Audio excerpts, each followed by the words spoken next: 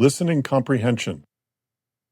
In this section of the test, you will have an opportunity to demonstrate your ability to understand conversations and talks in English. There are 3 parts in this section with special directions for each part. Answer all the questions on the basis of what is stated or implied by the speakers in the recording. There will be time for you to read the instructions, and you will have a chance to check your work. The recording will be played once only. At the end of the test, you will be given 7 minutes to transfer your answers to an answer sheet. Now, turn to Part 1. Part 1. Directions. In this part, you will hear 8 short announcements or instructions. There is 1 question for each announcement or instruction. For each question, choose the right answer, A, B, C, or D.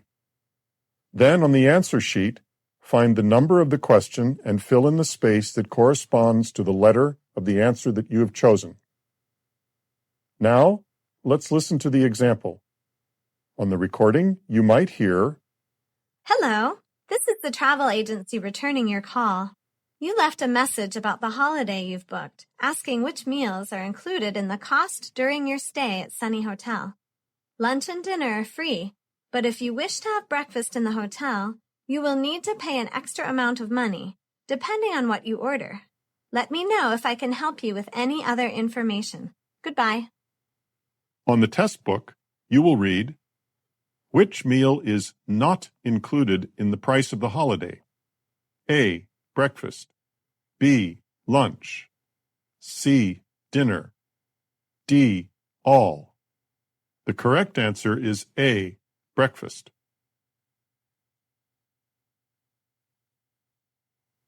We are ready to start.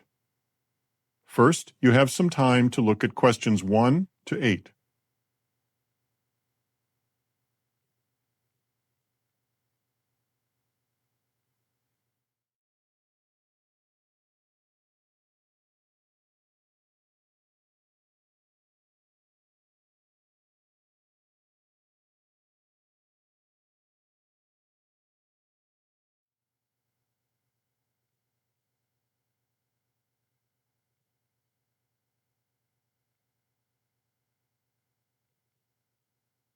Now, listen carefully and answer questions 1 to 8.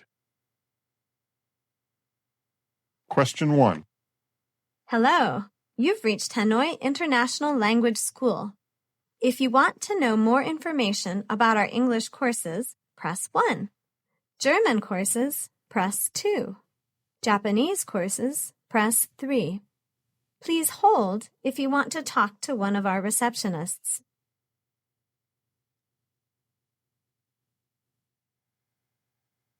Question 2. Attention, please. The departure gate for flight VN178 to Bangkok has been changed from 30A to 30B. Also, there will be a departure delay due to the bad weather. We should be boarding at about 3:45. Thank you for your patience.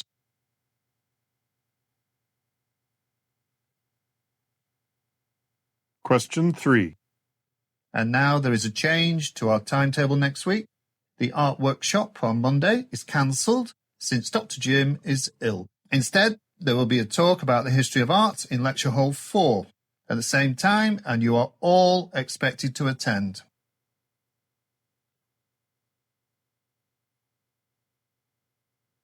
Question 4. It is quite easy to find my apartment. Let's see.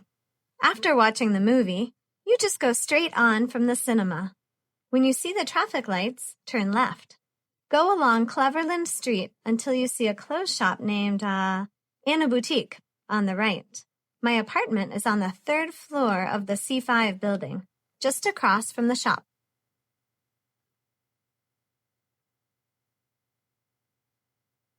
Question 5. Hello, everybody. I am Jane. Welcome to our sports center. I will show you around the center and explain what we offer here. And then you can ask me any questions. Well, as you can see, this is quite a small center. but we offer a lot of different activities at different times of the day. We promise to bring you all the best equipment and trainers.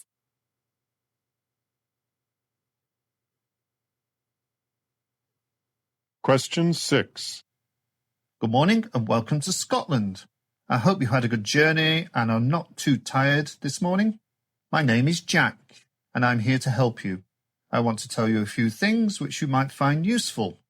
First, the banks here are open from 9 a.m. until 4 p.m. every day, except Sunday. Oops, I'm sorry. In this winter season, the bank staff start their work 30 minutes later than usual. That's 9:30 in the morning. The second thing you need to remember is the traffic.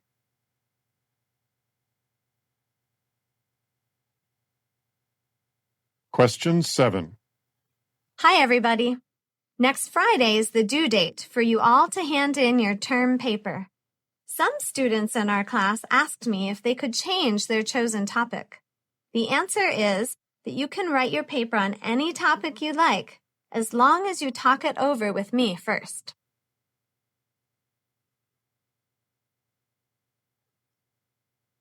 Question 8. And now for the weather. Today, it will remain cool in the early morning with a light wind. And as we go through the morning, the temperature will slowly rise. And by noon, it will reach 30 degrees. Tomorrow, we can expect some rain, but by the end of the week, it's likely to be sunny weather again.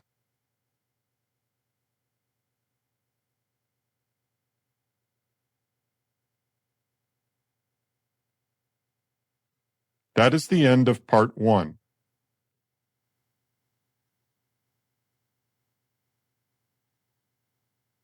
Part 2. Directions. In this part, you will hear 3 conversations. The conversations will not be repeated. There are 4 questions for each conversation. For each question, choose the right answer, A, B, C, or D.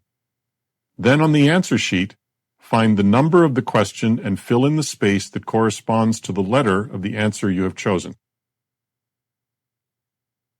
Questions 9 to 12. Listen to the discussion between 2 exchange students, Martha and Peter. First, you have some time to look at questions 9 to 12.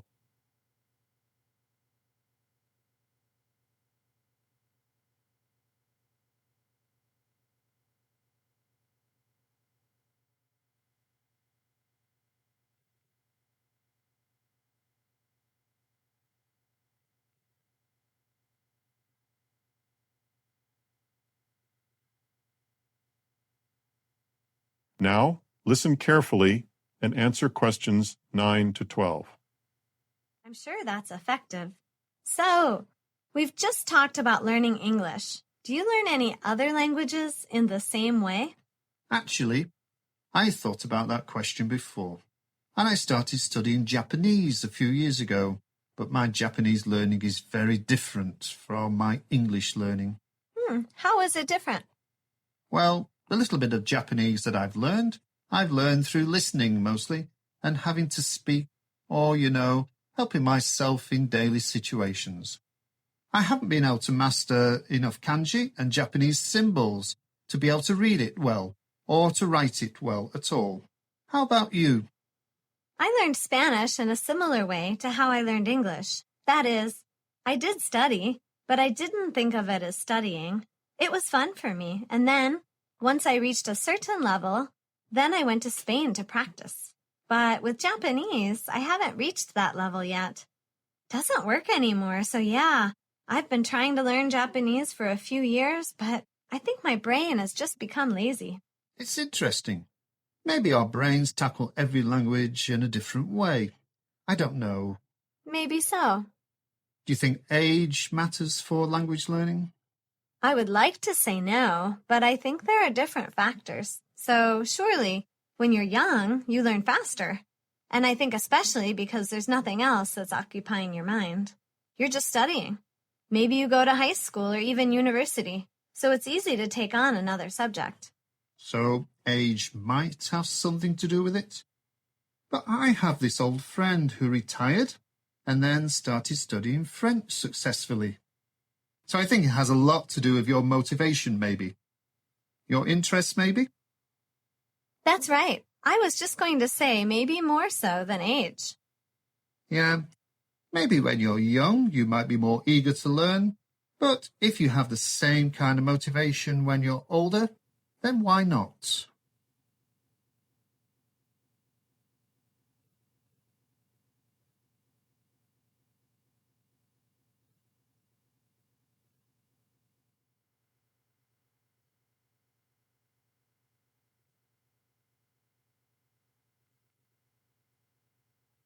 Questions 13 to 16.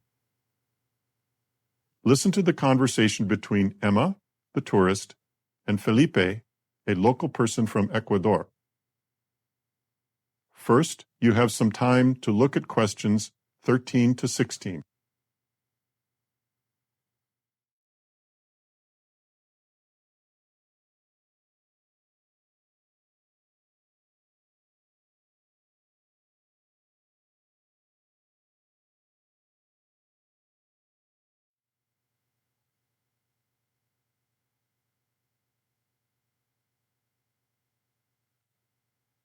Now, listen carefully and answer questions 13 to 16.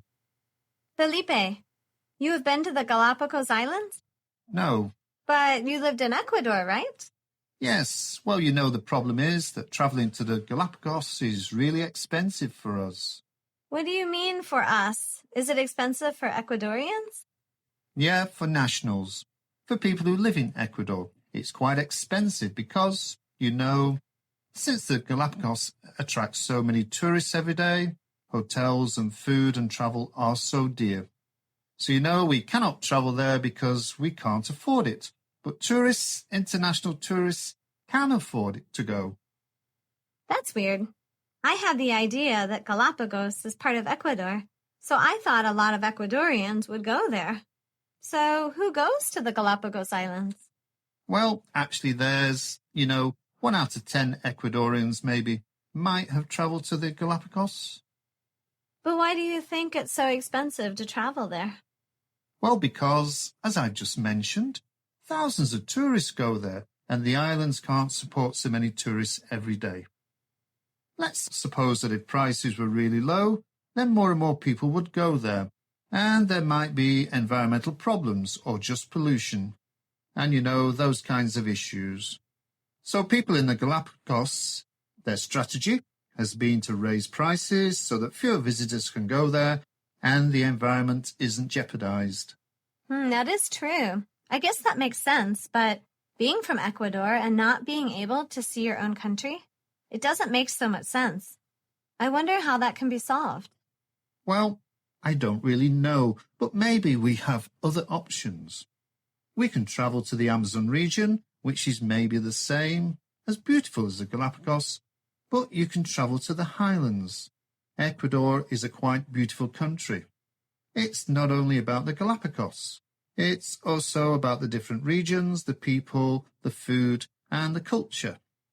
Maybe the government should do something because people in Ecuador want to travel to the Galapagos, but it's really sad that we can't. It is quite sad. Actually, I believe Ecuadorians should have more rights than the tourists to go to the Galapagos. Yep, we should have more rights, but sadly we don't. So yeah, something should be done maybe. Hopefully, something will change. Yeah, I hope so too.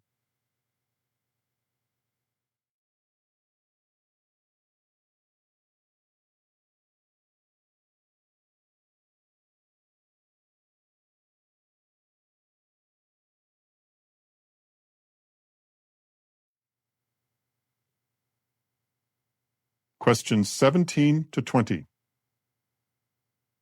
Listen to the conversation between Todd and Katya. First, you have some time to look at questions 17 to 20.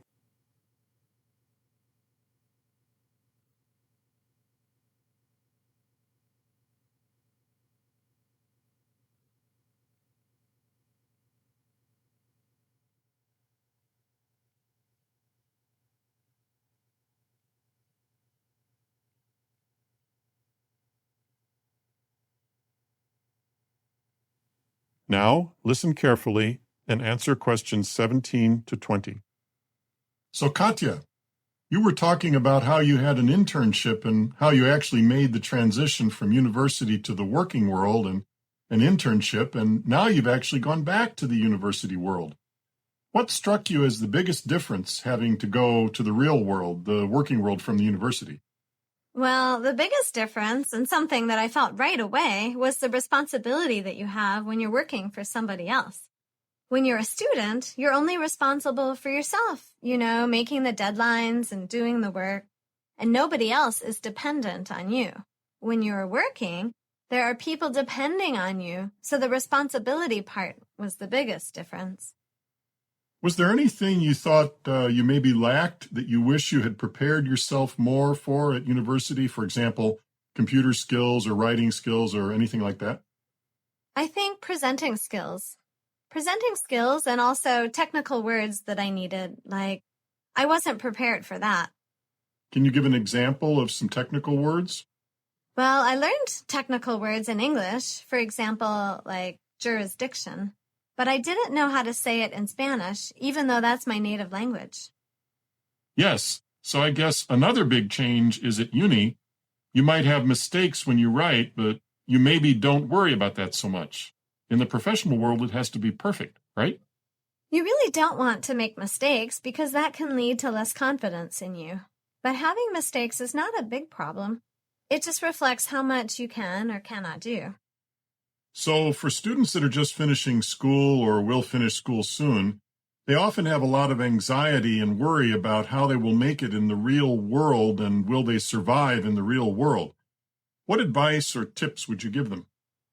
I don't think they should worry that much and enjoy the experience of the transition. Nothing bad will happen regardless, so there's really no reason. It doesn't help to worry. So the only suggestion I would give is just to try your best and to try to find the things that you really want to do.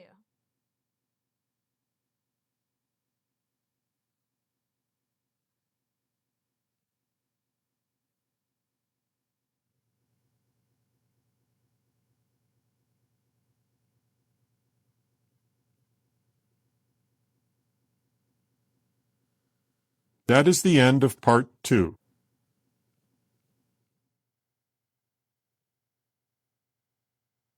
Part 3. Directions. In this part, you will hear 3 talks or lectures. The talks or lectures will not be repeated. There are 5 questions for each talk or lecture. For each question, choose the right answer, A, B, C, or D. Then on the answer sheet, find the number of the question and fill in the space that corresponds to the letter of the answer you have chosen. Questions 21 to 25. Listen to a presentation about summer job searching. First, you have some time to look at questions 21 to 25.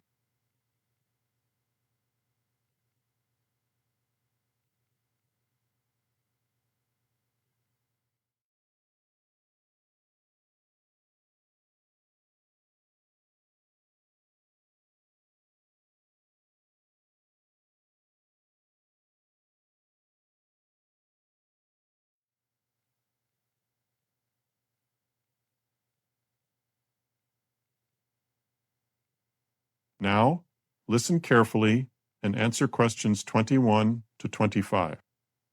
Good morning, everyone. My name is Brian Alden. Today we're going to talk about how to get a summer job if you're currently employed. The first thing you should do for your summer job search if you're currently employed is to decide what type of job you are going to get. Is it something where you are working at weekends or at nights? Are you going to look for just a part-time job or full-time? How many hours are you looking for? So you really have to assess whether to commit to a second job during the summer and then look at the different types of fields to work in. Is it something that you want that is totally different from your full-time job? Or is it something that's kind of associated with your full-time job? Or is it something where you take one of your hobbies and turn that into a part-time job? For example, let's say photography is your hobby. You might want to go try and get a job as a part-time photographer at a local newspaper perhaps. The best way to find a summer job while employed is to try and look in your area. Look at the different types of companies in your area and look online to find out who is hiring and who is not. Secondly, a rule of thumb is to make sure that you're not looking for your second job while you're at your first job. Employers typically don't like that if you're looking for a new job while you're on their time. So don't answer phone calls about a new job. Don't send your resume on company email. Don't schedule interviews on company time, and do all of this on your own time. A full-time job is the most important job for you. Don't jeopardize it by doing something stupid just to get a second part-time job. Now, let's look at the great ways to make yourself stand out to employers when you're going on your interviews. 1. Since you're already in the workforce, you can certainly highlight all of your experience and stress all the positives of your background. All the same rules apply about showing up, for the interview early and looking great. But here you have an advantage because you've been in the workforce, so that you can stress the fact that you're always on time, you have a proven track record of what you've done with your company and how hard a worker you are. The bottom line is to get your current company's references for your second position because they know you're looking for a second job.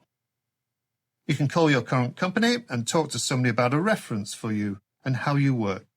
So you've got a great advantage if looking for a second job, while you already currently have a job in the marketplace.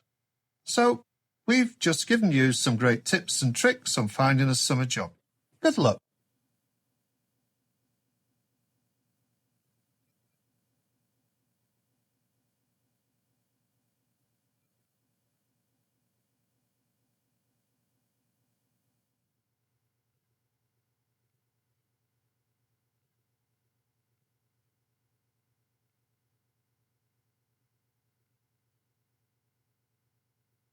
Questions 26 to 30. Listen to a talk about recycling carbon.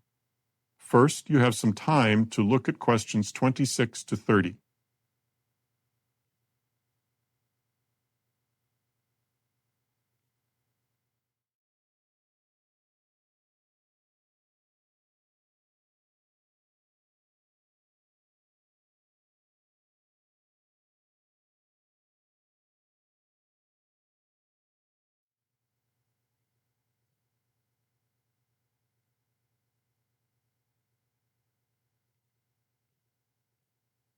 Now, listen carefully and answer questions 26 to 30. Carbon forms the basis of all life on Earth. It's brought into the solid phase by plants through the process of photosynthesis. The availability of light and water, carbon dioxide and nutrients all affect how productive an ecosystem can be. These are called environmental factors. But photosynthesis is only part of the cycle of carbon. We also need to look at how carbon is returned to the atmosphere so the balance is maintained. The most significant route for this is through decomposition. Organic matter falls to the ground when it dies, and then biological, physical, and chemical processes take over, incorporating that organic matter into the soil. This loss of leaves, twigs, and sometimes whole trees is going on almost constantly in tropical forests. But in the seasonal broadleaf forests of the temperate latitudes, it's concentrated in the autumn leaf fall. Falling leaves become litter on the forest floor, and its nutrients are usually conserved through recycling. Ultimately, the organic matter becomes so decomposed that it is mineralized into carbon dioxide. And when that carbon dioxide leaves the soil, we call that soil respiration. So you could consider the soil to be a single entity within the carbon cycle. The carbon that started out in the atmosphere as carbon dioxide returns to the atmosphere from the soil, and this completes the cycle. But it's not an instant process. The carbon can be stored in litter for quite some time and even longer in the soil itself. The amount of carbon in an ecosystem is not only in the living biomass, but in the litter and the soil organic matter too. And the amount is a balance between the rate of photosynthesis delivering carbon and the rate of decomposition, liberating it again to the atmosphere. What determines this balance is the environmental factors such as temperature, availability of water, nutrient availability. If we take the example of a tropical rainforest, which is warm and moist, and nutrients are available, then litter is broken down very quickly, and you can get a very small store. All the carbon is in the biomass. But if you take another example, such as the Arctic tundra, which is cold and wet, decomposition occurs much more slowly, and a lot of carbon is stored within the soil.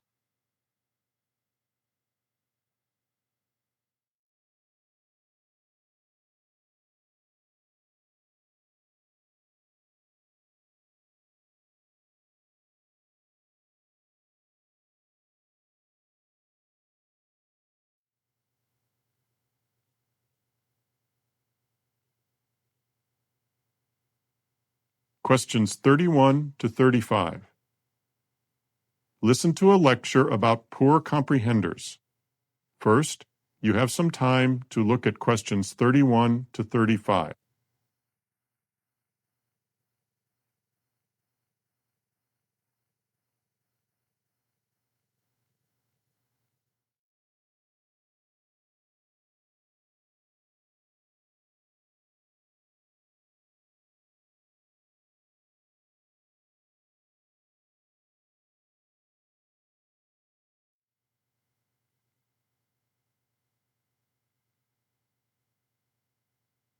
Now, listen carefully and answer questions 31 to 35.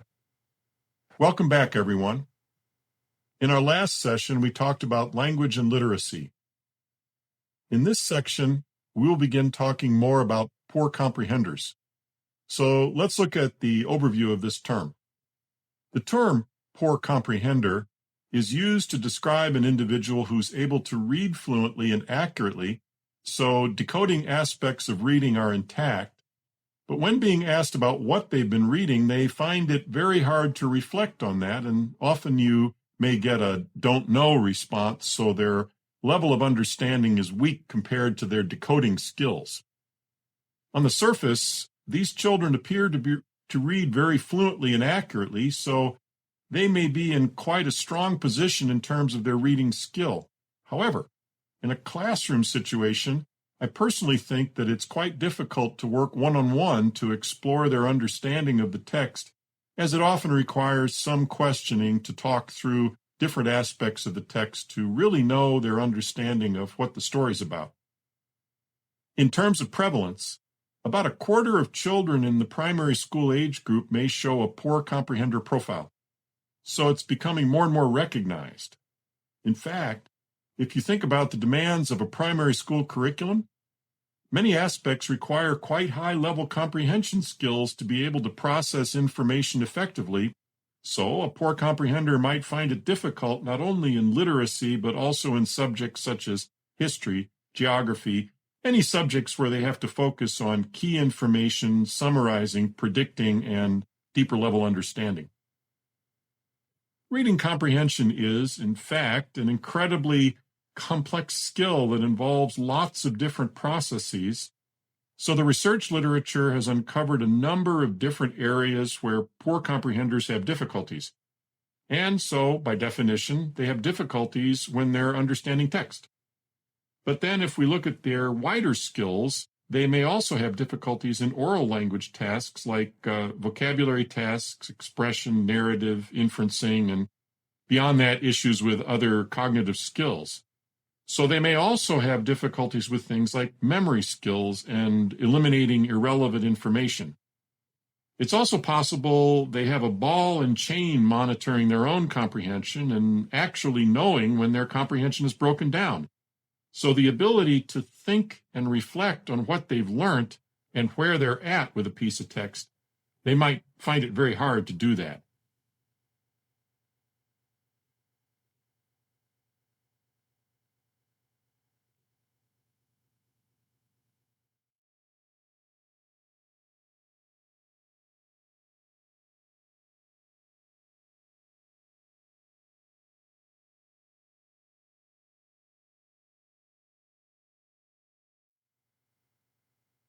That is the end of part 3.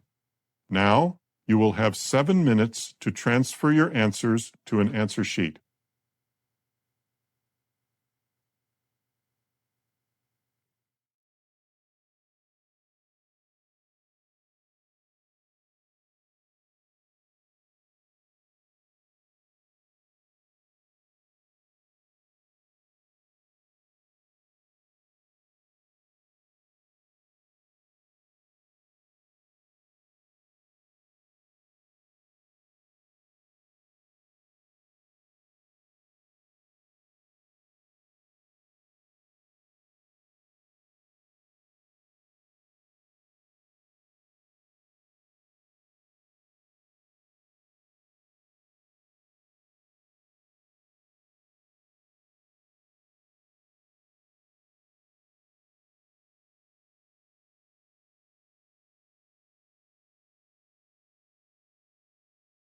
Được thành lập 2018 bởi nhóm giáo viên đã có nhiều năm công tác tại các trung tâm lớn uy tín ở thành phố Hồ Chí Minh, The Arts Focus không chỉ có các bạn học viên giỏi là các bạn tiến sĩ, bác sĩ, nghiên cứu sinh, các bạn học trường chuyên, mà còn có các bạn học sinh lớp thường đạt được điểm số IELTS và TOEIC cao nhờ vào phát triển được năng lực tiếng Anh thực thụ. Khác biệt với các trung tâm lớn, đông đúc, dùng chung một quyển giáo trình rập khuôn cho hàng ngàn học viên, lúc đi thi gây nhàm chán cho giám khảo chấm điểm. Đa số các chương trình online hay học trực tiếp tại thành phố Hồ Chí Minh của The Arts Focus chỉ tầm 3 đến 7 học viên, dễ dàng theo sát các bạn, giúp tối đa hóa điểm số nhờ tích hợp nhiều phương pháp trong suốt quá trình giảng dạy. 100% lớp học luyện đề được hướng dẫn bởi thầy Quốc Khánh, IELTS 8.5, Reading 9.0, Listening 9.0 và không có ban điểm nào dưới 8. Các bạn có thể theo học tại quận 6, quận 2, quận 9 và quận 11. Nếu các bạn ở xa, có thể chọn hình thức học online, giáo viên vẫn có thể theo sát được các bạn vì sĩ số lớp vừa phải. Waves rolling in so slow.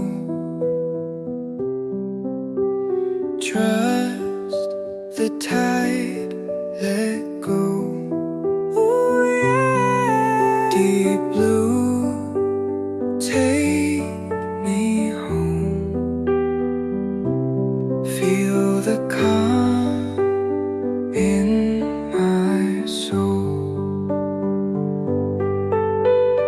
Stars above guide me right. Moonlight whispers through the night. Ocean breath pure and true. Every wave brings me you. In the